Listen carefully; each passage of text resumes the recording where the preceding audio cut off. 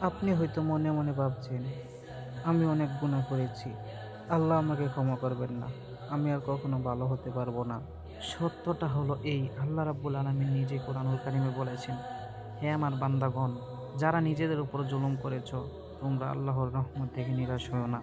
নিশ্চয়ই আল্লাহ সমস্ত গুনাহ ক্ষমা করেন। নিশ্চয়ই তিনি পরম ক্ষমাশীল, পরম দয়ালু। সূরা আজ জুমার ৫৩ নম্বর আয়াত। এই আয়াতের প্রথম শব্দটিতে বলা হয়েছে, হে আমার বান্দাগণ।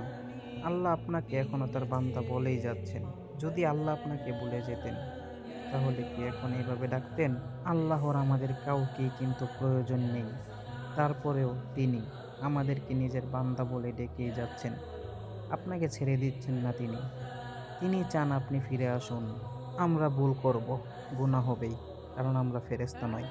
আপনি যদি ভাবেন, আমি তো গুনাহগার, আমার দোয়া কবুল হবে না, তাহলে শয়তান জিতে যাবে।